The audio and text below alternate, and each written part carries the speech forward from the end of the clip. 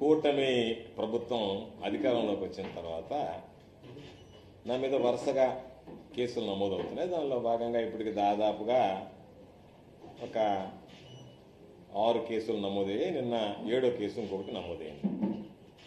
కాబట్టి నాకైతే ఈ ప్రభుత్వంలో కేసులు నమోదు చేయడం ఏదో కొత్త విషయంగా అనిపించడం లేదు. కారణం ఏమిటంటే వరుసగా కేసులు నమోదవుతున్నాయి కాబట్టి. నేను జూన్ 4వ తేదీ ఎలక్షన్ రిజల్ట్ వస్తే జూన్ 5వ తేదీనే విలేకరుల సమావేశం పెట్టి మాట్లాడాను. ఆ రోజు నుంచి వైఎస్ఆర్ కాంగ్రెస్ పార్టీ పక్షాన మా గళం విప్పుతున్నాం. తెలుగుదేశం పార్టీకి సంబంధించినటువంటి ఏదైనా చేసేటువంటి ఈ విధ్వంసాలను ఎప్పటికప్పుడు ప్రశ్నిస్తున్నాం.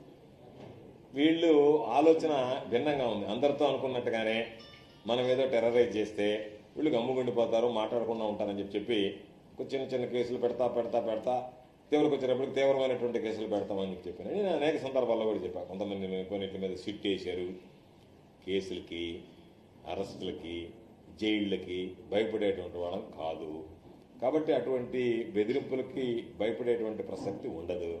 కాబట్టి అన్ని కేసులు కూడా ఏంటి, చంద్రబాబు నాయుడు సూపర్ 6 కింద హామీలు అమలు చేయలేదు. కాబట్టి చంద్రబాబు నాయుడిని జగన్మోహన్ రెడ్డి గారు ఇచ్చినటువంటి జీవోలు జగన్మోహన్ రెడ్డి గారికి చెవు కుట్టాలన్నాడు. కాబట్టి నువ్వు చేసినటువంటి తప్పులు నిన్ను గాడిద మీద ఊరేగించాలంటే దాని మీద ఒక ఎఫ్ఐఆర్. బెల్ షాపులు సోమిరెడ్డి దోచుకుంటా ఉంటే షాప్ కొట్టు, డబ్బులు కొట్టు, షాప్ కొట్టు అనుకుంటా.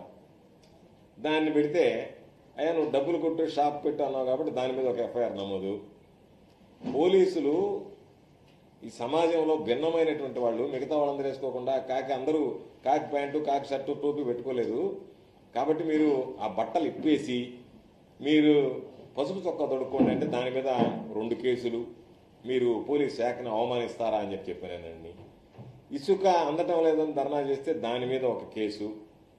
కాబట్టి మొత్తం మీద 6 కేసులు నమోదే. నిన్న క్వాడ్జ్ మైనింగ్కి సంబంధించి ఒక కేసు నా మీద నన్ను చేర్చడం జరిగింది. ఎంత నవ్వు వచ్చిందంటే ఆ కేసు చూసి, అంతే హాస్యాస్పదమైనటువంటి కేసు. అంటే ఆ కేసులో నా పాత్ర ఏందో తెలుసా, పోలీసు వాళ్ళు కనపరిచింది. నాకు సంబంధించినటువంటి నా అనుచరులు చెప్పారంట వాళ్ళతో. ఏమని, గోవర్ధన్ రెడ్డి అన్ని చూసుకుంటాడు మీరు మైనింగ్ చేస్తేనని. నేను చెప్పలే, నాతో కాంట్రాక్ట్ లేదు కదా.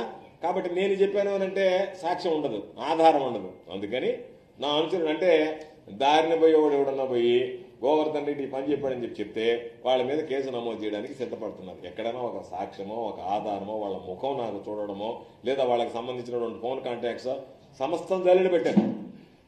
నా మీద దాదాపుగా 16 ఎంక్వైరీలు జరిగాయి. విజిలెన్స్ ఎంక్వైరీలు అయితే ఎంతవరకు ఎక్కడ ఏదో దొరకబడినప్పటికి ఇప్పుడు ఏం చేశారు, దొరుకుతుందేమో అని చూశారు. 1 సంవత్సరం అయిపోయింది. తప్పుడు కేసులు బనాయించడానికి ప్రయత్నం చేస్తున్నారు. కాబట్టి తప్పుడు కేసు అనేటువంటి దానికి స్పష్టమైనటువంటి ఆధారం. నేను ఒకటే అడుగుతున్నా, కన్ఫెషన్ స్టేట్మెంట్ అనేటువంటిది చెల్లదు అని పలుమార్లు సుప్రీంకోర్టు చెప్పడం జరిగింది. వాళ్ళని తీసుకెళ్లేది, తెలగాయతల మీద సంతకాలు పెట్టించేది, అమ్మని దాని మీద టైప్ చేయించుకునేది. ఇది ఎందుకు చెప్పానంటే ఆ కేసులో ఏమని రాశారు ఒకసారి ఆ కేసు చూడండి. పంపించినటువంటి రిమాండ్ రిపోర్ట్లో నన్ను A4గా చేర్చేటప్పుడు ఏం రాశారు, ఎవడో పొదలకూరుకి సంబంధించినటువంటి 2 పిల్లలు మేము చూసుకుంటాము గోవర్ధన్ రెడ్డి విషయంలో అని చెప్పన్నారట. అంతే, ఇంకేం లేదు.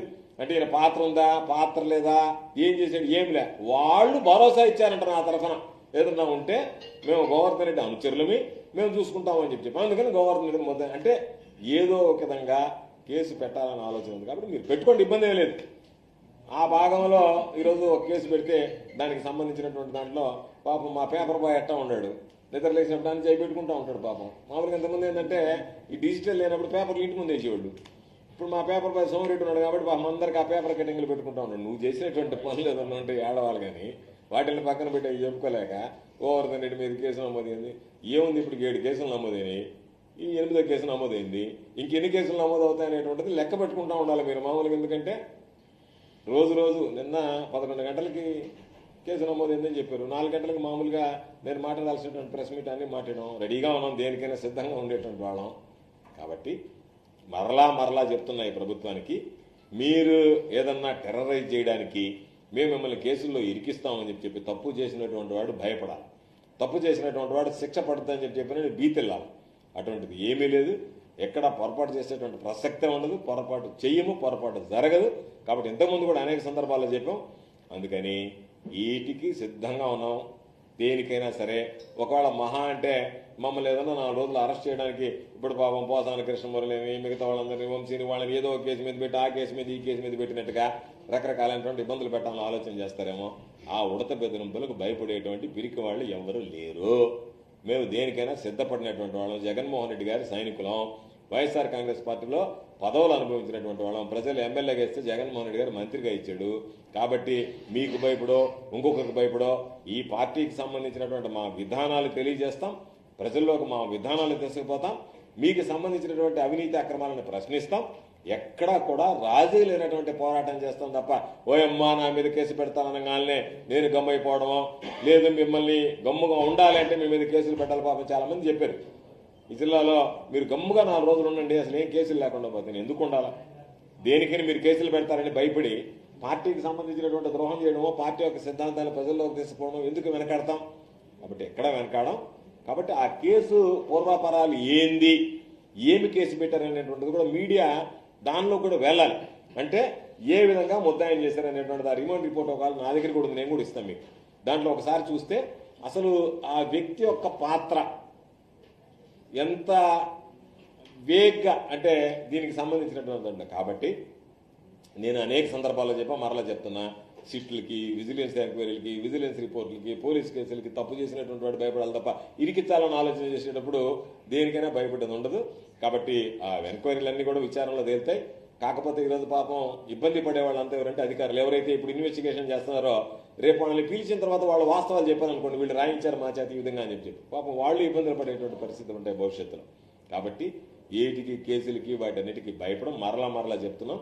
కాబట్టి అన్నిటికీ సిద్ధంగా ఉన్నటువంటి వాళ్ళం, రాజకీయాల్లో స్థితప్రజ్ఞత కలిగినటువంటి వాళ్ళం, వీటన్నిటికీ భయపడేది ఉండదని చెప్పి తెలియజేస్తున్నాం. అందుకే సాధారణంగా ఈ అంశం మీద మాట్లాడడానికి ఇష్టపడలేదు, కానీ మీడియా మిత్రులు కొంతమంది మీ అభిప్రాయాలు చెప్పండి అని చెప్పి అందులో భాగంగా ఈరోజు ఆ కేసుకు సంబంధించినటువంటి పూర్వాపరాలు ఇంతకుముందు ఉన్నటువంటి అన్ని ఒకసారి చూస్తే ఆ కేసులకు సంబంధించి కూడా ఎక్కడ కూడా ఏదో కేసులు పెట్టాలి, భయపెట్టాలి, దాని ద్వారా వీళ్ళని కామ్ డౌన్ చేయాలనేటువంటి ఆలోచన తప్ప ఎక్కడ కనిపించడం లేదు.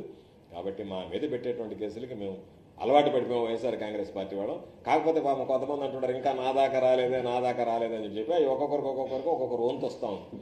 కాబట్టి మాట్లాడే వాళ్ళందరి మీద కేసులు పెడతారు.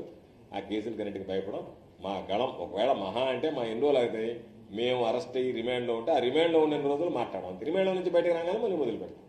మళ్ళీ మీరు రిమాండ్ చేస్తే మళ్ళీ రిమాండ్కి పోతాం, మళ్ళీ రిమాండ్ నుంచి బయటకు రాగానే మళ్ళీ మొదలు పెడతాం. మా ఉద్దేశం ఏంది, మీలో ఉన్నటువంటి వ్యతిరేకతని ప్రజల్లోకి తీసుకువెళ్ళాల ప్రధాన ఉద్దేశం. దాన్ని మేము ప్రశ్నిస్తూనే ఉంటాం. తప్పనిసరిగా, ఎందుకంటే న్యాయస్థానాన్ని ఆశ్రయిస్తాం, న్యాయస్థానాల్లో న్యాయం జరుగుతుందనేటువంటి నమ్మకం, విశ్వాసం ఉంది. కాబట్టి ఆ న్యాయస్థానాలకు సంబంధించి కూడా వీళ్ళు ఇచ్చేటువంటి నివేదికలు కానీ న్యాయస్థానాల దగ్గరికి వెళ్ళినప్పుడు వక్రీకరించేటువంటి విధంగా న్యాయస్థానాల మీద విలువ లేదు, న్యాయం మీద మామూలుగా చట్టం మీద గౌరవం లేదు, ఏమీ లేనటువంటి. కాబట్టి తప్పనిసరిగా న్యాయస్థానాన్ని ఆశ్రయిస్తాం. ఇప్పటికే నా మీద పెట్టినటువంటి పలు కేసులకు సంబంధించి కూడా క్వాష్ పిటిషన్స్ వేయడం జరిగింది. దీంట్లో కూడా క్వాష్ పిటిషన్ లేదు. 250 కోట్లు జరిగిందా 2500 కోట్లు జరిగిందా అనేటువంటిది బాలాజీ నాయక్ తేల్చాల్సినటువంటిది, మైనింగ్ డిపార్ట్మెంట్ తేల్చాల్సింది. నాకు తెలిసినంత వరకు సూరంగా దాంట్లో మైనింగ్ జరగలేదని చెప్పి ఒకసారి ఈ అధికారులు ఇచ్చినటువంటి రిపోర్టు నా దగ్గర ఉంది. జాయింట్ కమిటీ వెళ్ళి జరగలేదని, మళ్ళా ప్రభుత్వం వచ్చిన తర్వాత మళ్ళీ 200 కోట్లు జరిగిందనో 250 కోట్లు జరిగిందనో ఇచ్చినారని చెప్పి మీడియాలో చూసే నేను. కాకపోతే ఏ రిపోర్టు ఎప్పుడు ఇచ్చారు, ఏ విధంగా ఇచ్చారు అనేటువంటిది కూలంకుషంగా చూస్తే ఈ రిపోర్టులు తప్పుడు రిపోర్టులే, కేసులు తప్పుడు కేసులే, చేస్తున్నటువంటి పనులు తప్పుడు పనులు, ఇరికించడం తప్పుగా ఇరికించడం. అందుకనే చెప్పేది, ఇప్పుడు మీరు నా దగ్గర ఉంటే మీరు అడిగారు కాబట్టి రిపోర్ట్ ఇస్తాను. మీరు ఒకసారి మొదట్లో ఏం రాశారు, ఏ డేట్లో, ఆ తర్వాత రిపోర్ట్లు 12 రిపోర్టులు రాస్తున్నారు. ఆ చివరి రిపోర్ట్ ఇచ్చారు, కానీ మా మీద ఉన్న కంప్లైంట్ ఇచ్చాడా, ఇంత చెప్పినటువంటి వాడు ఇవ్వలేదే. మా పాత్ర ఉందని చెప్పి ఎవడు నిర్ధారించలేదే. వాళ్ళు ఎవరో ఒకరిద్దరు పాత్ర ఉందని నిర్ధారించారు. ఆ నిర్ధారించిన తర్వాత ఏంది, మామూలుగా వీళ్ళు ఇది అది అని చెప్పి ఏదో ఒక విధంగా ఇప్పుడు మమ్మల్ని తీసుకోవాలంటే ఏం చేయాలి, మా అనుచరులు పెట్టాలి ముందు. మా అనుచరులు పెడితే మా అనుచరుల ద్వారా చేసామనేటువంటిది ఎస్టాబ్లిష్ చేయడానికి ఒక ప్రయత్నం. అందుకని ఇవన్నీ మామూలే, వీటన్నిటికీ ఏం భయపడేది ఉండదు. అందుకని చెప్పి దేనికైనా సిద్ధపడినటువంటి వాడు. అందుకని సిద్ధపడిన తర్వాత ఇంకేముండదు. పామును పట్టుకునేటువంటి వాడు వాడు పాము కాటికి సిద్ధపడిన తర్వాత చావడానికి సిద్ధపడిన తర్వాత వాడు పామును పట్టుకోవడానికి ఎందుకు వెనకడతాడు? కాబట్టి మేము పాములు పట్టుకునేటువంటి వాళ్ళలాగా దేనికైనా పాము కాటికైనా సిద్ధపడినటువంటి వాళ్ళం కాబట్టి వాటికన్నిటికీ ఏమీ భయపడేది.